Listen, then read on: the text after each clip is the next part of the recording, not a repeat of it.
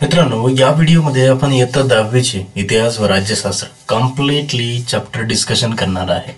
यामध्ये सर्व इतिहासाचे प्रकरणं असतील आणि सर्व राज्यशास्त्राचे प्रकरणं असतील. हा थोडासा शॉर्टकट मेथड आहे अभ्यास करण्याचा. याचा अर्थ मी यामधील ठळक गोष्टी सांगणार आहे आणि अजून जे पॉईंट परीक्षेच्या दृष्टिकोनातून महत्त्वाचे आहेत ते या ट्री डायग्राममध्ये किंवा या कन्सेप्ट मॅपमध्ये आहेत. तर सुरू करूया इतिहास. हा व्हिडिओ जर तुम्ही शेवटपर्यंत पाहिला तर तुम्हाला एक कल्पना येईल की आपले चॅप्टर्स किती आहेत, त्यामध्ये कोणते कोणते पॉईंट्स आहेत आणि कोणते इम्पॉर्टंट आहेत. तर नंबर 1 चॅप्टर इतिहास लेखन, पाश्चात्य परंपरा म्हणजे युरोपीय परंपरा. यामध्ये काय काय महत्त्वाचं आहे तर एक नंबर म्हणजे इतिहासाची जी परंपरा आहे इतिहास लेखनाची ही पाश्चात्य लोकांची कशी आहे. आधुनिक लेखनाची इतिहास लेखनाची वैशिष्ट्ये तुम्हाला पाठ करायची आहेत. त्याचबरोबर युरोपमधील वैज्ञानिक दृष्टिकोनाचा विकास. तर युरोपमध्ये जे काही म्हणजे विचारवंत होते त्यांची विचारसरणी अशी काल्पनिक नव्हती किंवा विदाऊट प्रूफवाली नव्हती, तर त्यांना वैज्ञानिक दृष्टिकोन महत्त्वाचा वाटायचा आणि तो त्यांनी मांडला. विचारवंत जे महत्त्वाचे आहेत आपल्या पुस्तकानुसार ते कोणते कोणते तर तुम्हाला माहिती असावेत, पाठ करून असावेत. रेने देकार्त, व्होल्टेअरला आपल्याला माहिती आहे आधुनिक इतिहासाचे जनक असं म्हटलं जातं. जॉर्ज विल्हेम फ्रेडरिक हेगल हे एक महत्त्वाचे आहेत. लिओपोल्ड हॉर्न रँके, कार्ल मार्क्स एक अतिशय महत्त्वाचे विचारवंत आणि मायकेल फुको. ठीक आहे, तर इत्यादी आपल्याला महत्त्वाचे विचारवंत हे आपल्याला चॅप्टर 1 नुसार मिळतात. चॅप्टर 1 नुसार इतिहास लेखन पाश्चात्य परंपरा. मित्रांनो, जर तुम्हाला कन्सेप्ट मॅप पाहिजे असेल तर एक टार्गेट या व्हिडिओचे 50 लाईक्स ठेवूया. त्यानंतर मात्र मी डिस्क्रिप्शनमध्ये ही कंप्लीट PDF च्या स्वरूपात टाकून देतो.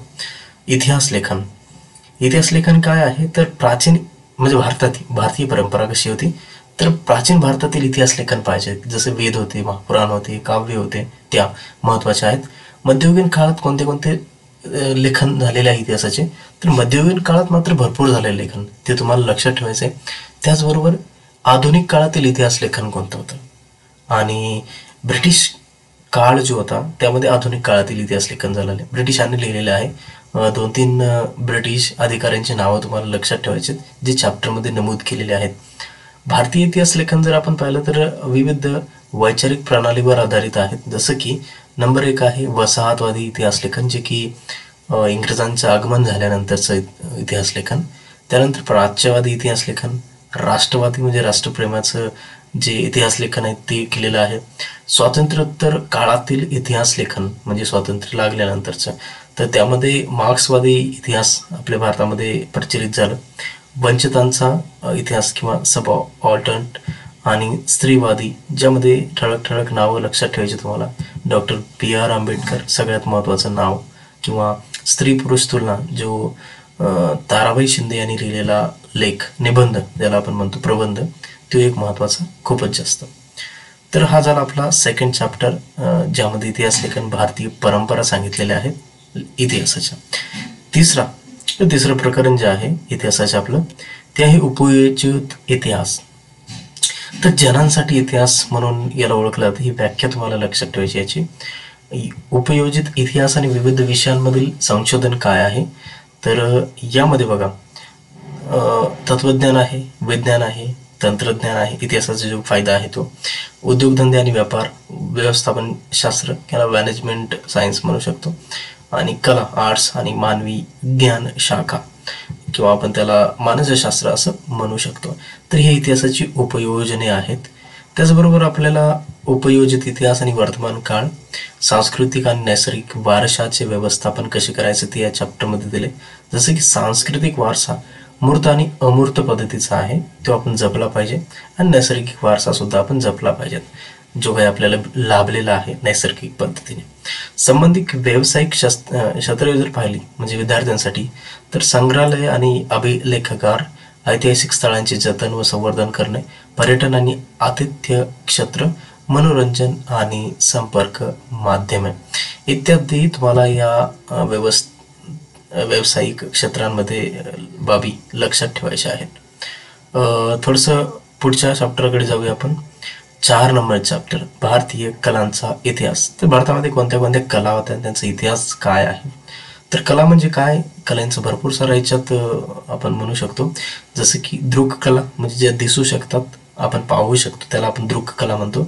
ललित कला असतील, लोककला असतील, अभिजात कला असतील, कलाशैली, आणि ज्यामध्ये मराठा चित्रशैली मात्र खूप गाजलेली, नावाजलेली आहे.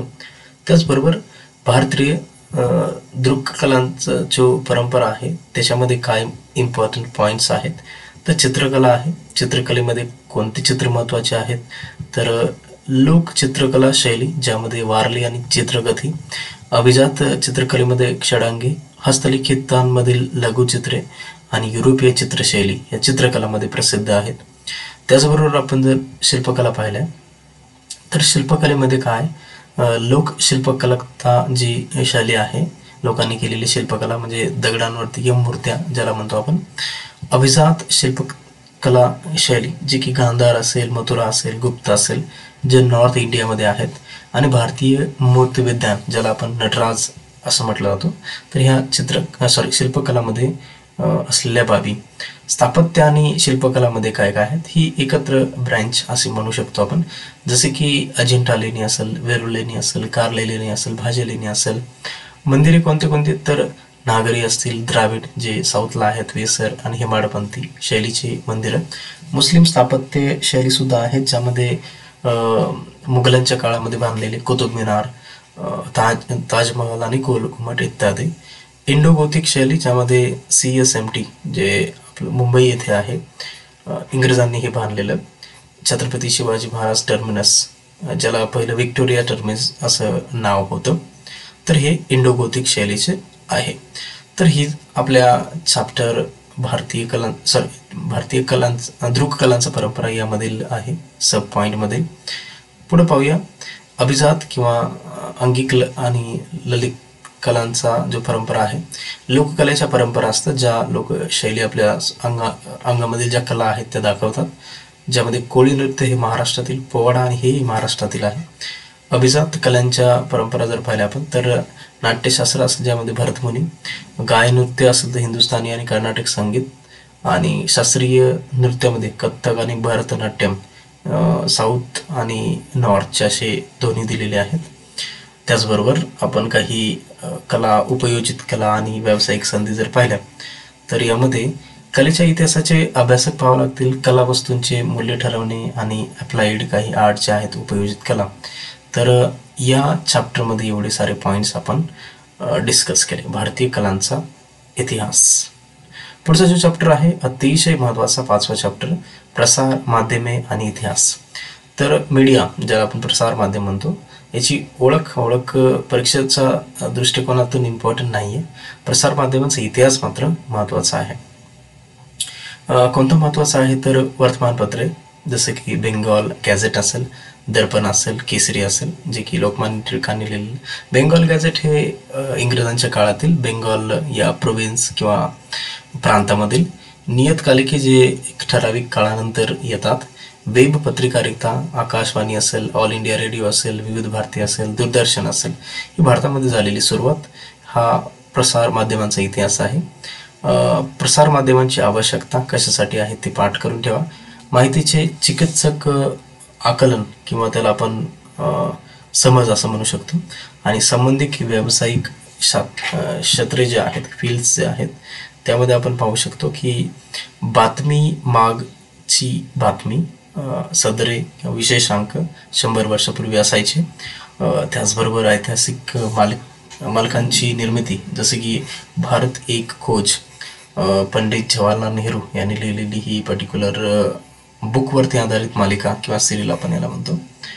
तर ह्या काही प्रसार माध्यमां आणि इतिहासमधील काही इम्पॉर्टंट पॉईंट आणि ठळक वैशिष्ट्य. मनोरंजनाची माध्यमे आणि इतिहास या चॅप्टरमध्ये जर आपण इम्पॉर्टंट काही पॉईंट पाहिले तर पहिला आहे मनोरंजनाची आवश्यकता, जो की कृतिशील असावी आणि अकृतिशील दोन्ही प्रकारची आवश्यकता आहेत. लोकनाट्य जर पाहिले आपण तर बघा, पूर्ण भारतभरातील कठपुतळींचा एक प्रयोग असायचा, जे की नाटक असायचे, जे बाहुल्यांना खेळ करून. दशावतारी नाटके जे की रावणावरती आधारित. त्याचबरोबर भजन, चक्री असेल, सोंगी असतील. सोंग म्हणजे नाटक एक प्रकारचे, कीर्तन ज्यामध्ये नारदीय असतील किंवा वारकरी संप्रदायाचे असतील, ललित असतील, भारुडे असतील, तमाशा असतील, पोवाडा असतील, तर हे इत्यादी प्रकारचे लोक नाट्य असायचे. मराठी रंगभूमी जर पाहिले आपण, विष्णुदास भावे यांना मराठी रंगभूमीचे जनक असे म्हणतो आपण. त्याचबरोबर भारतीय चित्रपट सृष्टी, तर आपल्याला माहिती असावे की भारतातील सर्वात महत्त्वाचं पिक्चर्स किंवा मूवीज ज्या आहेत ह्या महाराष्ट्रामध्ये सुरू झालेल्या आहेत.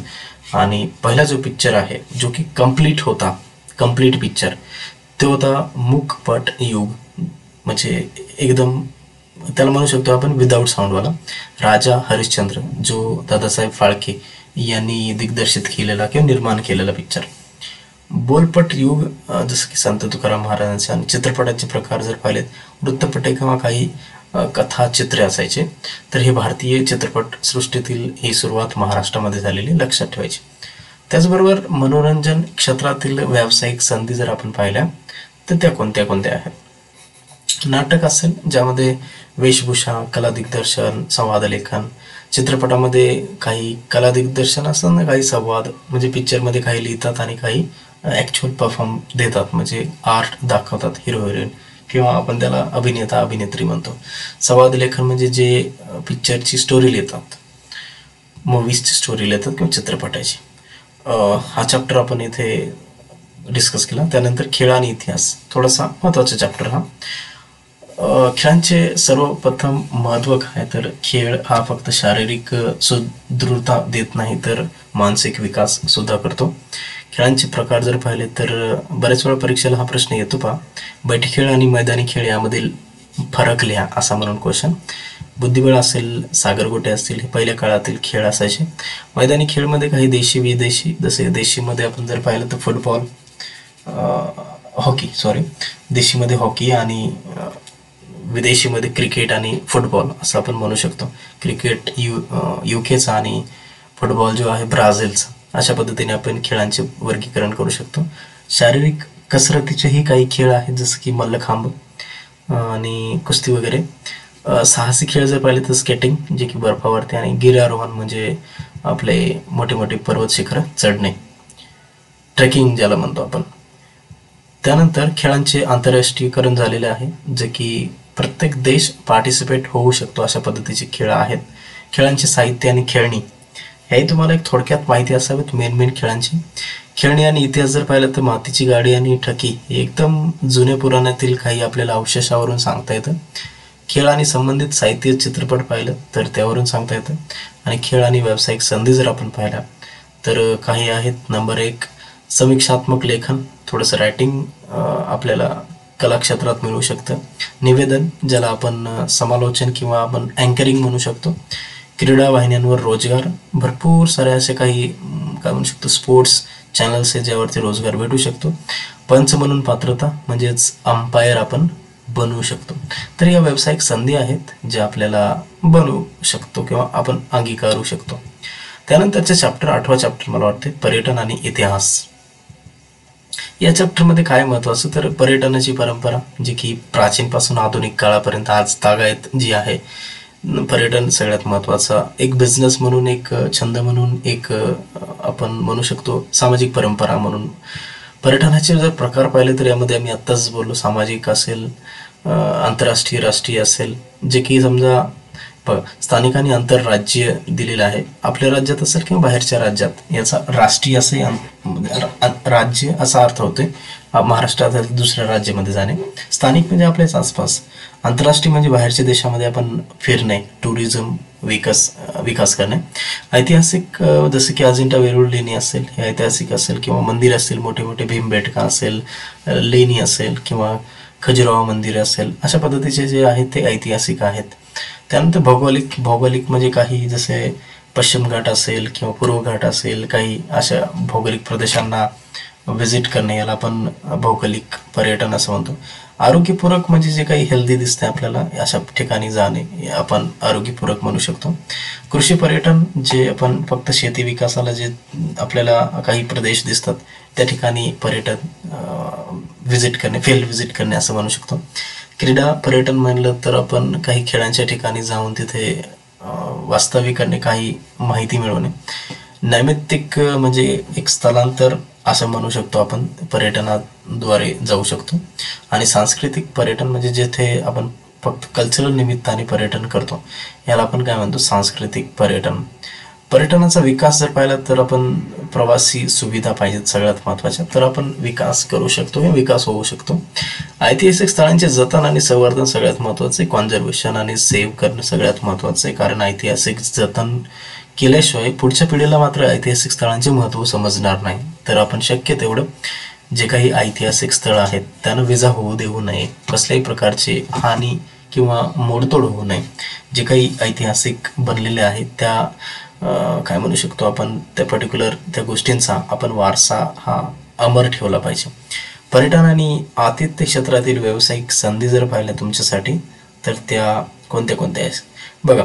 सर्वाधिक रोजगार निर्मिती जर पाहिजे असेल तर ती टुरिस्टमध्ये आहे. टुरिस्ट जिथं जिथं छोटे छोटे मंदिरे जरी असतील तर ते इतिहासानुसार काहीतरी एक माहिती सांगून लोकांनी आज खूप मोठा बिझनेस टाईपमध्ये बनवलेला आहे. तर हा रोजगार निर्मितीचं सर्वात मोठं साधन आपल्या भारतामध्ये तर आहे. आणि खूप सारे देश हे एकमेका देशांना अट्रॅक्ट करण्याचं काम हे टुरिझमच करतं, म्हणजे पर्यटन करतं. स्थानिक व्यवस्थेला एकदम मोठा आधार मिळतो. एक्झाम्पल बघा, समजा तिरुपती बालाजी जर आपण पकडलं तर तिथे विकास कसा आहे, भरपूर लोक वर्षभर तिथे जात राहतात आणि सरकारला खूप जास्त फायदा होतो. लोक टुरिस्ट या नात्याने खूप साऱ्या लोकांना तिथलच्या म्हणू शकतो आपण कामगार भेटतो, रोजगार भेटतोय, किंवा एक बिझनेस टाईपमध्ये लोक काम करून पैसे कमावतात, वेगवेगळ्या सेवा देऊन पैसे कमावतात, आपल्या वेगवेगळ्या वस्तू आणि सेवा विकून ते पैसे कमवतात. त्यानंतर जो महत्त्वाचा आहे पॉईंट, महाराष्ट्रातील पर्यटन विकास, MTDC, Maharashtra tourist development corporation असं म्हणतोय. तर महाराष्ट्रामध्येही पर्यटनाला खूप जास्त वाव देण्यात येत आहे आणि विकास घडवत आहोत आपण. तर हे झाले पॉईंट्स आपले पर्यटन आणि इतिहास या चॅप्टरचे. शेवटचं चॅप्टर ऐतिहासिक ठेव्यांचे जतन. थोडंसं पॉईंट आत्ताच आपण डिस्कस केलं की पर्यटनामध्ये इतिहासाची साधने आणि त्यांचे जतन. आपल्याला इतिहासच्या साधनामधून कळलं ते इतिहासिक म्हणजे साधने आहेत. मौखिक असतील तर आपण जे पाठांतरांनी इकडे तिकडे आणलेले आहेत त्याचं एकदम जतन करणं आवश्यक आहे. लिखित साधने जे काय आहेत त्याला एकदम जतन करून ठेवणं अपेक्षित आहे, कारण तीच एक आपली मालमत्ता, जी इतिहास आपल्याला कळलेला आहे तो महत्त्वाची साधने. भौतिक साधने जे आपल्याला हाताळता येतात किंवा हातात घेऊन स्पर्श करता येतात, अशी काही साधने जे भौतिक साधने आपण म्हणतो, ते साधनांचं जतन करणं सर्वात महत्त्वाचं आपल्याला ऐतिहासिक दृष्टिकोनातून आहे. काही नावाजलेली संग्रहालये जर आपण पाहिली पूर्ण जगभरामध्ये तर बघा, लुव्र संग्रहालय जे की फ्रान्समध्ये आहे, एक महत्त्वाचं रिकामी जागा किंवा काही प्रश्नांमध्ये तुम्ही वापरू शकता किंवा येऊ शकतं. ब्रिटिश संग्रहालय जर पाहिलं तर इंग्लंडमध्ये आहे, ज्यामध्ये खूप सारे माहिती असू दे किंवा लेखन साहित्य असू दे हे ठेवलेलं आहे. National museum of natural history जे की अमेरिकामध्ये आहे, USA मध्ये. आणि भारतातील जे संग्रहालय आहे सगळ्यात महत्त्वाचं इंडियन म्युझियम, असं CSMVS असं त्याला शॉर्ट फॉर्ममध्ये बोललं जातं. तर बघा, हे महत्त्वाचे पॉईंट्स या नावाजलेल्या संग्रहालयातले किंवा हे संग्रहालय. ग्रंथालय आणि काही अभिलेखागार जर पाहिले आपण तर याचं आपल्याला व्यवस्थापन व्यवस्थित केलं पाहिजे. सगळे पुस्तकं असतील, लेख असतील, ग्रंथ असतील सापडले पाहिजेत. याचं उदाहरण जर पाहिलं तर सरस्वती महाल ग्रंथालय जे की तंजावर येथे आहे. आणि अभिलेखागाराचे व्यवस्थापन जे की राष्ट्रीय अभिलेखागार करत असतात. कोश वाङ्मय जर आपण पाहिले, एकदम वाङ्मय काळातील, वाङ्मयकालीन, तर कोशाची आवश्यकता आज आपल्याला भरपूर आहे. कोशांचे प्रकार जर पाहिले तर शब्दकोश असेल, ज्याला विकिपीडिया आपण आता आज म्हणतोय, परंतु हा खूप मोठा पहिल्या काळातील शब्दकोश, विश्वकोश, बरोबर. आणि शेवटी सूची वाङ्मय इंडेक्स पद्धतीने किंवा आपण त्याला ग्रोसरी असं म्हणतोय. इतिहास विषयाशी संबंधित कोश जर पाहिले तर चरित्र कोश असतात, काही स्थळ कोश असतात. हा झाला कोश वाङ्मय टाईप. हे झाले आपले ग्रंथालय आणि अभिलेखागार. तर या ठिकाणी आत्तापर्यंत आपण जे 9 चॅप्टर पाहिलेले आहेत ते इतिहासाचे आहेत. परत एकदा, पहिला जो आपण पाहिला आणि दुसरा जो पाहिला ते इतिहास लेखन आहे. पहिल्यामध्ये युरोप म्हणजे पाश्चात्य परंपरा, दुसऱ्यामध्ये भारतीय परंपरा. तिसरा आणि चौथा चॅप्टर बघा मिळता जुळता उपयोजित लेखन आणि भारतीय कलांचा विकास कसा झालेला आहे इतिहासाचा. प्रसार माध्यम आणि मनोरंजनाची माध्यमे हा एक चॅप्टर परत म्हणजे सेम येते. त्यानंतर खेळ आणि इतिहास, पर्यटन आणि इतिहास, हेही थोडेसे पॉईंट मिळते जुळते येऊ शकतात शेवट 7, 8, 9 चॅप्टरचे. तर रिमेनिंग पार्ट जो आहे आपल्या या इतिहास पेपर किंवा समाजशास्त्र पेपर 1 मधील, तो असतो भाग 2 आणि राज्यशास्त्र. तर आपल्याला राज्यशास्त्र जो आहे याच्यामध्ये टोटल बघा चॅप्टर 1, 2, 3, 4, 5 चॅप्टर्स आहेत, 5 प्रकरणं आहेत. बघूया स्टेप बाय स्टेप. नंबर 1, संविधानाची वाटचाल. तर भारत देश पाहिला किंवा कोणताही देश पाहिला तर संविधानाची गरज असते आणि भारताचा आपण एक संविधानाची ठळक वैशिष्ट्ये पाहूया. लोकशाही आणि राजकीय प्रगल्भता सगळ्यात महत्त्वाचं आपल्या भारतीय संविधानाचं वैशिष्ट्य. आपल्या संविधानानुसार जर पाहिलं तर हे पहिलं पूर्वी काळामध्ये आपलं जे मतदानाचं वय होतं भारत स्वतंत्र झाल्यानंतरचं हे 21 होतं, परंतु आज ते 21 वरून 18 आपण केलेलं आहे. लोकशाहीचं विकेंद्रीकरण मात्र सगळ्यात महत्त्वाचा पॉईंट आहे. जसं की यामध्ये आपण म्हणू शकतो न्यायपालिका म्हणजे न्यायालय असतील, कायदेमंडळ जे राज्यसभा आणि लोकसभाचे कायदे करण्याचं काम करतात, पार्लिमेंटरी. आणि सर्वात महत्त्वाचा जो आहे कार्यकारी मंडळ म्हणजे प्रधानमंत्री आणि त्यांचं मंत्रिमंडळ. तर या तिघांनाही वेगवेगळे ठेवण्याचं जे काम आहे ते सत्तेचं विकेंद्रीकरण. म्हणजे एक पर्टिक्युलरली सगळ्याच एकाच हातात नाही कारभार, प्रत्येकाने वेगवेगळे वाटून घेतलेले क्षेत्र. 73 आणि 74 घटना दुरुस्तीनुसार केलेले आहे. 74 घटना दुरुस्तीनुसार मी हेही सांगू शकतो की पंचायती राज निर्माण करण्यात आलेले, ग्रामपंचायत, नगरपंचायत, महानगरपालिका, नगरपालिका या स्थापन करण्यात आलेल्या आहेत. माहितीचा अधिकार आपल्याला मिळालेला आहे RTI. डॉक्टर मनमोहन सिंग यांच्या कारकिर्दीमध्ये हा आलेला भारतातील सर्वात मोठा अधिकार कायदा RTI, राईट टू इन्फॉर्मेशन, 2005 या पद्धतीने आपण त्याला ओळखतो. हक्काधारित दृष्टिकोन जर पाहिला आपण, तोही आपल्या संविधानाची एकदम महत्त्वाची वैशिष्ट्यामधील वैशिष्ट्य. सामाजिक न्याय आणि समता ही आपल्या संविधानाची एक देणगी म्हणू शकतोय. राखीव जागांचे आपण धोरण अवलंबले पाहिजेत. अल्पसंख्याक विषयी तरतुदी असल्या पाहिजेत.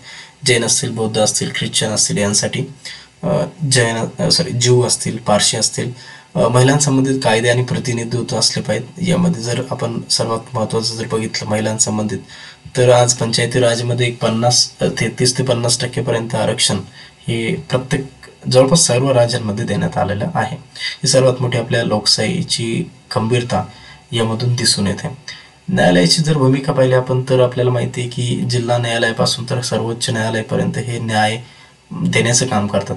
न्यायपालिका म्हणतो आपण किंवा न्यायमंडळ असं म्हणतो, जो की आपल्या सत्तेचं जे विकेंद्रीकरण करण्यात आलेलं आहे त्यामधील एक सर्व महत्त्वाचा भाग किंवा एक मंडळ ज्याला आपण न्यायमंडळ म्हणतो. संविधानाची मूलभूत चौकट ज्याला आपण न्यायपालिका किंवा न्यायमंडळ असं म्हटलं जातं, एक म्हणजे रक्षण करण्याचं काम त्यांचं. महत्त्वपूर्ण न्यायालयीन निर्णय किंवा बालकांचे हक्क एक एक्झाम्पल म्हणून आपण घ्या तर हे न्यायालयीन निर्णय देण्याचं काम, न्यायालयाची भूमिका. एक मोठ्यात मोठा कितीही जटिल क्रिटिकल एखादा प्रश्न किंवा एखादी याचिका असेल तर सर्वोच्च न्यायालय हे सॉल्व्ह करतं. त्यानंतर आपण दुसरा चॅप्टर पाहू, निवडणूक प्रक्रिया, इलेक्शन.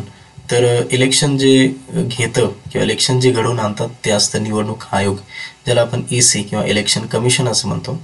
मुख्य निवडणूक आणि जे आयुक्त असतात, मुख्य निवडणूक आयुक्त आणि त्यांच्यासोबत काही आयुक्त असतात ज्याला आपण उपायुक्त म्हणतो. सुकुमार सेन पहिले आयुक्त होते आपल्या इलेक्शन कमिशनचे म्हणजे निवडणूक आयोगाचे. एक छोटीशी जनरल नॉलेज म्हणून तुम्ही लक्षात ठेवू शकता. निवडणूक आयोगाची काही कार्य की त्यांनी निवडणूक कशा घडवायच्या किंवा काय त्यांचे काम. पहिलं आहे मतदाराची यादी तयार करणे. यादी तयार करणे म्हणजे काय, जे एक्सपायर झाले असतील त्यांचे नाव डिलीट करणे आणि 18 वर्षे कंप्लीट झाले त्यांना मतदारामध्ये ॲड करणे, त्यांचा मतदार अधिकार देणे, त्यांचे आपण वोटर लिस्ट म्हणू शकतो, वोटर कार्ड बनवणे, वेळापत्रक ठरवणे की कोणती निवडणूक कोणत्या दिवशी आणि कोणत्या राज्याला कोणती तारीख द्यायची आहे. तर हे वेळापत्रकी बनवण्याचे जे काम आहे हे निवडणूक आयोग करत असतं. उमेदवारांच्या अर्जाची छाननी म्हणजे हेच आता मी बोललो की लिस्टमध्ये काही जर अपडेट असेल तर ते अपडेट करतात. राजकीय पक्षांना मान्यता देणे म्हणजे जेवढे काही राजकीय पक्ष असतील नवीन पण येतात आणि जुने असतील तर त्याच्यातूनही काही फोडून निर्माण होतात. जसं की आपल्याला आत्ताच माहिती महाराष्ट्रातील 2 पक्षांची फूट झालेली आहे. पहिला जो शिवसेना होता ते शिवसेनेचे दोन पक्ष निर्माण झाले. एक शिवसेना उद्धव ठाकरे आणि दुसरा शिवसेना शिंदे गट आपण असं म्हणतो. तर हे काय आहे, राजकीय पक्ष आहेत ते फूट झाले, परंतु त्यांनाही स्वतंत्र पर्टिक्युलरली चिन्ह देऊन किंवा पक्षाचे चिन्ह देऊन त्यांना एक सन्मानित म्हणजे एक प्राप्त झाला आहे आणि त्यांना एक वेगळी मान्यता भेटलेली आहे. तर हे काम कोण करतं? निवडणूक आयोग. त्यानंतर निवडणुकी संबंधित वाद सोडवणे, जे काही वाद होतील निवडणुकीच्या संबंधात, हे त्यांचं काम शेवटपर्यंत आहे. जसं की आता रिसेंटली आपण म्हणू शकतो वोट चोरी, जी काही भारतात राहुल गांधी यांनी एक नवीन मोहीम चालू केली किंवा एक पडताळणी सुरू केली. तर हे जे निवडणुकी संबंधित वाद आहेत हे सोडवण्याचं काम कोण करतं? निवडणूक आयोग करतं. त्याचबरोबर पहा, मतदारसंघाची पुनर्रचना, परिसीमन समिती असे म्हणतो. तर मतदारसंघ कसा निर्माण करायचा किंवा त्याची एक रिकन्स्ट्रक्शन किंवा रिस्ट्रक्चर कसं करायचं, तर यासाठी समिती परिसीमन समिती असं म्हटलं जातं. आचारसंहिता, आचारसंहिता एक थोडक्यात जर किंवा एक साध्या शब्दात सांगायचं म्हटलं तर ही एक निवडणूक किंवा वोटिंग व्हायच्या अगोदरची 48 तासाची किंवा 36 तासाची एक परिस्थिती आहे ज्यामध्ये काही नियमांचे उल्लंघन नाही करतात. तर याला आपण आचारसंहिता म्हणतो. एक नियम स्ट्रिक्टली फॉलो करावे लागतात मतदारांना, उमेदवारांना, सर्वांनाच. मुक्त आणि न्याय निवडणुका समोरील आव्हाने, भरपूर सारे आव्हानं आपल्या भारतात आजही येतात. जसं की आज आपण EVM चालू केलेले आहे, एक चांगलं काम आहे जे की बॅलेट पेपरवरती व्हायचं. आज ते मात्र एक चांगली ट्रान्सपॅरन्सी असावी म्हणून, तरीही सुद्धा काही टेक्निकल किंवा तांत्रिक बिघाडीमुळं या आपल्या निवडणुकीसमोर आव्हान येऊ शकतं. निवडणुका सुधारणं हे काम त्यांचं. मतपेटी ते EVM मशीनपर्यंतचा जो प्रवास आहे, हे सर्व जे काही केलेलं आहे निवडणूक प्रक्रियेमध्ये आपण पाहिलेले आहे. त्याचबरोबर सर्वात महत्त्वाचा जो पॉईंट आहे, राजकीय पक्ष असं म्हटलं जातं. राजकीय पक्ष काय, तर राजकीय पक्षांची पहिली वैशिष्ट्ये काय? राजकीय पक्ष कोणताही असो, शिवसेना असो, भाजप असो, कोणता काँग्रेस असो किंवा कितीही छोटा पक्ष असू द्या, तर त्या सगळ्या पक्षांचं काही सत्ता मिळवू नये. भले आमदार होऊ द्या, खासदार होऊ द्या किंवा मुख्यमंत्री किंवा पंतप्रधान होऊ द्या, सत्ता मिळवू नये. त्यांची विचारसरणीवरती ते डिपेंड आहे. प्रत्येक पक्षाची एक विचारसरणी आहे. जसं की भाजप असेल तर ते RSSलाच मानतात किंवा विचारसरणी त्यांची एक वेगळी, सेक्युलरिझम कोणी मानतं कोणी मानत नाही अशा पद्धतीचे. कोणी हिंदूला श्रेष्ठ मानून, कोणी अजिबात संविधानानुसार चालणार नाही, असे काही पक्ष आहेत. आपण ठराविक नावं घेऊ शकत नाही आणि त्यांचं एक कार्यप्रणाली असते, त्याला आपण कार्यक्रम म्हणतो. भारतातील पद्धतीचे जे बदलते स्वरूप आहे आज आपण पाहतोय, बहुपक्षीयता किंवा आघाडीचे सरकार. पहिलं जर आपण थोडंसं सरकाराकडे लक्ष दिलं तर ते एक पक्षीय असायचं, परंतु आज बहुपक्षीय सरकार आहेत. जसं की महाराष्ट्रातच 3 पक्षांचे सरकार आहे, तुम्हाला माहितीच असेल, ज्याला आपण आघाडी सरकार असं म्हणतो. म्हणजे एक मिळून सरकार तयार करण्यात येतं, ज्याला आपण महायुती असं म्हणत असतो. तर राष्ट्रीय पक्ष काय असतात बघा, पक्ष तर आपण बघितले राजकीय पक्ष म्हणतो आपण त्याला, परंतु ते राष्ट्रीय होण्यासाठी काही त्याला काय म्हणतो आपण त्याला, काही क्रायटेरिया आहेत की त्यांचं जे सरकार आहे, त्यांची जी सत्ता आहे ती 4 राज्यात गेली पाहिजेत. असे भरपूर सारे तुमच्या सिलेबसनुसार जावा. त्या पक्षाला आपण राष्ट्रीय पक्ष म्हणतो. जसं की छोटा जर पक्ष घेतला आपण मनसे, महाराष्ट्र नवनिर्माण सेना, तर हा राष्ट्रीय पक्ष होऊ शकत नाही. किंवा शिवसेना हा राष्ट्रीय पक्ष होऊ शकत नाही. हा प्रादेशिक पक्ष आहे जो फक्त एक प्रदेशापुरता मर्यादित आहे. राष्ट्रीय पक्ष काय, तर तो 2-3 पेक्षा जास्त राज्यांमध्ये कार्यरत असतो किंवा त्यांचे जे खासदार आहेत, आमदार आहेत, ते खासदार जे आहेत ते निवडून आलेले आहेत. पहिला जो पक्ष आहे भारतातील पहिला, तो आहे भारतीय राष्ट्रीय काँग्रेस, INC, ज्याला आपण इंडियन नॅशनल काँग्रेस असं म्हणतो. सगळ्या पक्षांची तुम्ही चिन्ह लक्षात ठेवा, निवडणूक चिन्ह काय आहे त्यांचं. जसं की काँग्रेसचं आपण हाताचा पंजा लक्षात ठेवू शकतो. भारतीय कम्युनिस्ट पक्षाचं लक्षात ठेवा, जे विळा आणि गव्हाच्या ओंब्या. त्यानंतर भारतीय जनता पक्ष जर पाहिलं तर आपण कमळ. कम्युनिस्ट पक्ष जो मार्क्सवादी आहे याचं तुम्ही बुकनुसार लक्षात ठेवा. बहुजन समाज पक्ष जर पाहिलं आपण हाती. राष्ट्रवादी काँग्रेस पक्ष जर पाहिला आपण तर घड्याळ, शरद पवारांनी 1999ला स्थापन केलेला पक्ष. त्यानंतर तृणमूल काँग्रेस, ज्यामध्ये गवताचं चिन्ह आहे. असे पक्ष आहेत, हे राष्ट्रीय पक्ष आहेत. त्याचबरोबर आपण जो आत्ता बोललो पॉईंट, प्रादेशिक पक्ष, तर भारतामध्ये प्रत्येक राज्यामध्ये प्रादेशिक पक्ष आहेत. प्रादेशिकतेची भावना असते त्यांच्यामध्ये की छोट्या छोट्याच प्रदेशाचा विकास करणं. पण काही जर आपण किंवा प्रादेशिक जर पक्ष पाहिले तर ते भाषांवरती आधारित असतं. जसं की शिवसेना हे फक्त महाराष्ट्रासाठी नव्हे तर ते मराठी बोलणाऱ्या माणसांसाठी तयार केला. मनसे ही तसाच पद्धतीचं तयार झालेला पक्ष. प्रादेशिक साठी बदलते स्वरूप. शिवसेना जर पाहिलं तर महाराष्ट्रामध्ये एक मोठा पक्ष प्रादेशिक म्हणून ओळखला जातो. आज त्याचे 2 तुकडे झालेले आहेत. शिरोमणी अकाली दल पंजाबमधील हा पक्ष, आसाम गण परिषद हा आसाममधील प्रादेशिक पक्ष, नॅशनल कॉन्फरन्स जम्मू काश्मीरमधील आणि द्रविड मुनेत्र कळघम हा तमिळनाडूमधील एक महत्वाचा प्रादेशिक पक्ष. तर या चॅप्टरमध्ये आपण एवढ्या साऱ्या गोष्टी बघितलेल्या आहेत. चॅप्टरचं नाव राजकीय पक्ष. चौथ्या चॅप्टरकडे वळूया, राजकीय आणि सामाजिक चळवळी. पहिली म्हणजे चळवळ म्हणजे काय, तर एक चळवळ म्हणजे एक सामूहिक कृती आहे जी की न्यायाच्या मार्गाने गेली पाहिजे, ज्यामध्ये हिंसात्मक आणि अहिंसात्मक अशा 2 वेगवेगळ्या चळवळी असू शकतात. परंतु भारतीय लढ्यामधील जे सर्वात महत्त्वाच्या चळवळी त्या अहिंसक कृतीच्या चळवळी आहेत. भरपूर साऱ्या सामूहिक कृती केलेल्या.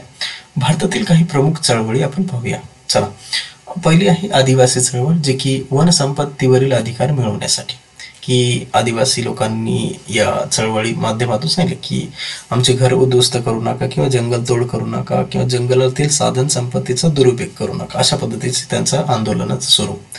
शेतकरी चळवळ जर पाहिली तर हरित क्रांती नंतरचे प्रश्न, जसे की हरित क्रांती भारतामध्ये डॉक्टर MS स्वामीनाथन जे पंजाब हरियाणा या प्रदेशामध्ये आले, त्यानंतर काही प्रश्नही उद्भवले ज्याचे स्वरूप हे चळवळीमध्ये बदलले. शेतकऱ्यांची ही चळवळ क्रांती म्हणू शकतो. कामगार चळवळ जर पाहिले आपण तर ही जागतिकीकरणाचे परिणाम आहेत. जागतिकीकरण. त्यानंतर स्त्री चळवळ. स्त्री चळवळ जर पाहिले तर ह्या चळवळी कशासाठी झालेल्या आहेत. स्त्री चळवळी ज्या आहेत ह्या आपण महाराष्ट्रामध्ये समान हक्क आणि प्रतिष्ठा मिळवण्यासाठीच्या ह्या चळवळी झालेल्या आहेत. पर्यावरण चळवळ, ज्यामध्ये जैवविविधता संरक्षण म्हणजे आपण म्हणू शकतो की जंगलतोड असेल किंवा विविध प्राण्यांची हानी असेल, तर ह्या सर्व गोष्टी टाळण्यासाठी या पर्यावरण चळवळी झालेल्या आहेत. ग्राहक चळवळ जर पाहिले आपण तर कस्टमर्स, ज्यामध्ये फसवणूक संरक्षण याच्यापासून करणे, लोकांना कस्टमरला बरेचसे काही अधिकार माहिती नसतात आणि त्याच्यासाठीच ह्या चळवळी झाल्यानंतर मात्र त्या आपल्याला ज्या काही सवलती आहेत, ज्या काही अधिकार क्षेत्र ते देण्यात आले. तर ह्या प्रमुख चळवळी आणि काही नवसामाजिक चळवळी ज्या आत्ता लागू आहेत त्याही या चॅप्टरमध्ये डिस्कस्ड केलेल्या आहेत. भारतीय लोकशाही समोरील आव्हाने काय काय आहेत. वर आपण बघितलं एक स्टार्टिंगला संविधानाची वाटचाल, त्यामधीलच हा सब पॉइंट आपण म्हणू शकतो. जागतिक पातळीवर जर आव्हान पाहिलं तर प्रसार आणि खोलवर जी काही रुजवण झालेली आहे ती. आव्हाने कोणते कोणते तर बघा, नंबर 1 जातीवाद आणि दहशतवाद. भारतात जर आपण पाहिलं तर भारतीय समाजात जातींमध्ये, धर्मांमध्ये किंवा वंशामध्ये विभागलेला, ज्यातून जातीवाद निर्माण होतो. भरपूर सारे असे भांडणवाद निर्माण होतात, भांडणे होतात, वेगवेगळे मोर्चे, आंदोलने, चळवळीस. आणि दहशतवाद जर पाहिलं तर दहशतीची कार्य जी की वाईट कृत्य आहेत त्याही आपल्याला पाहायला मिळतात. डावे उग्रवादी जर पाहिलं तर हे नक्षल किंवा नक्षलवादी म्हणतो आपण. नक्षलवादी जे आहेत ते कोण आहेत तर सरकारच्याच विरोधात लोक असतात. त्यांना सरकारचे नियम म्हणजे मान्य करता येत नाही, त्यांना आवडत नाहीयेत, म्हणजे त्यांचं एक मत परिवर्तन वेगळ्या पद्धतीचं आहे, म्हणून त्याला आपण नक्षलवादी असं म्हणतो. जे की उदाहरण सांगायचं झालं तर महाराष्ट्रामध्ये नागपूरच्या उजव्या साईडला जसं की चंद्रपूर, भंडारा, गडचिरोली, भंडारा, गोंदिया असे काही जे जिल्हे आहेत महाराष्ट्रात हे नक्षलवादी आढळतात काही प्रमाणात.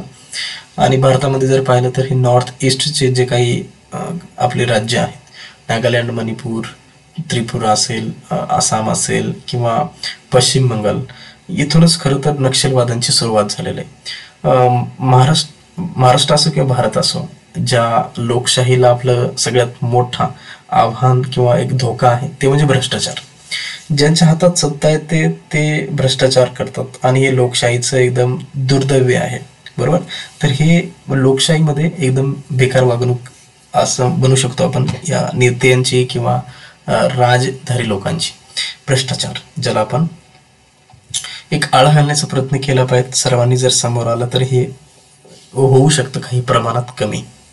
त्यानंतर राजकारणांमध्ये गुन्हेगारी सुद्धा वाढलेली आहे, जसं की खून असेल, ठार मारणे असतील किंवा विविध भरपूर साऱ्या राजकारणात गुन्हेगारी चालत आहे.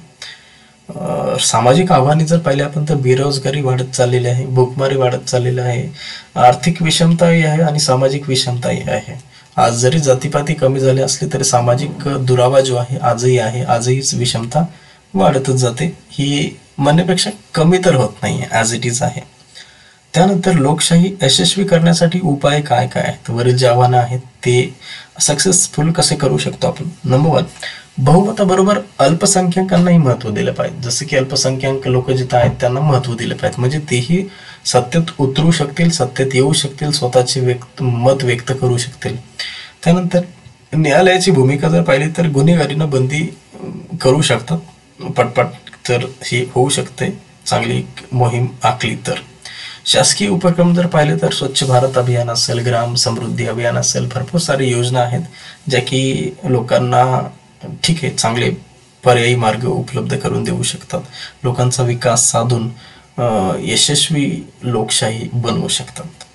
नागरिकांचा सहभाग वाढवला पाहिजे, जास्तीत जास्त मतदान लोकांनी केलं एवढंच लोकशाहीमध्ये उपयोगी नाही, तर लोकांनी प्रत्यक्ष लोकशाहीमध्ये सहभागही घेतला पाहिजे. मूल्यांची जोपासना, जे काही नैतिक मूल्य आहेत त्या सगळ्या मूल्यांची जोपासना करणं हे सर्वांचं कर्तव्य असून लोकांनी जर पाळलं तर हे सर्वात महत्त्वाचं गुण आपल्यात येऊ शकतो. तर मित्रांनो, आत्तापर्यंत जेव्हा आपण राज्यशास्त्र कंप्लीट केला, इतिहास कंप्लीट केलाय, अशा पद्धतीचा जर अभ्यास तुम्ही लक्षात ठेवला आणि प्रत्येक पॉईंट जर अभ्यासले तर I am sure that you will be succeed. 40 पैकी 40 मिळवणं अतिशय सोपी गोष्ट इयत्ता 10वीच्या इतिहास आणि राज्यशास्त्र म्हणजेच समाजशास्त्राचा भाग 1. तर मित्रांनो, भेटूया पुढील व्हिडिओ. तोपर्यंत काही अडचण असतील कॉमेंट सेक्शनमध्ये लिहून जावा.